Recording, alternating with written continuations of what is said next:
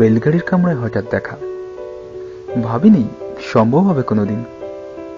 আগে ওকে বারবার দেখেছি লাল রঙের শাড়িতে, ডালিম ফুলের মতো রাঙা। আজ পড়েছে কালো রেশমের কাপড়, আঁচল তুলেছে মাথায়, দোলন চাপার মতো চিকন গোড়মুখখানি ঘিরে। মনে হলো কালো রঙে একটা গভীর দূরত্ব ঘনিয়ে নিয়েছে নিজের চারিদিকে, যে দূরত্ব সর্ষে ক্ষেত্রে শেষ সীমানায়, শালবনের নীলাঞ্জনে। থমকে গেল আমার সমস্ত মনটা। চেনা লোককে দেখলাম অচেনার গাম্ভীর্যে। হঠাৎ খবরের কাগজ ফেলে দিয়ে আমাকে করলো নমস্কার। সমাজবিধির পথ গেল খুলে, আলাপ করলাম শুরু। কেমন আছো, কেমন চলছে সংসার ইত্যাদি।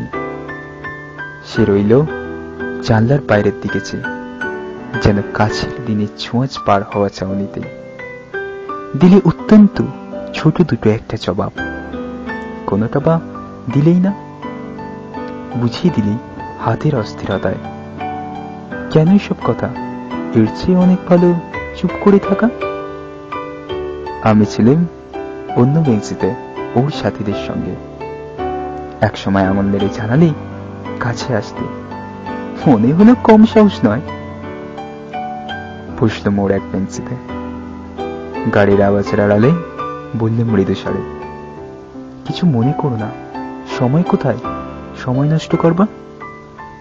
আমাকে নামতে হবে পরের স্টেশনে, দূরে যাবে তুমি, দেখা হবে না আর কোনোদিন।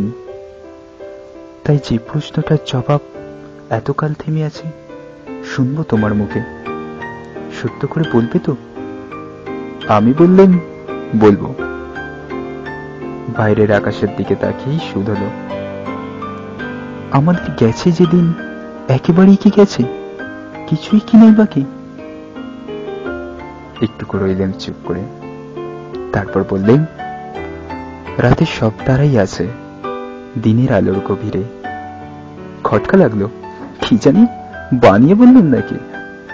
ও বলল, থাক এখন যাও ওদিকে। সবাই নেমে গেল পরের স্টেশনে, আমি চললাম একা।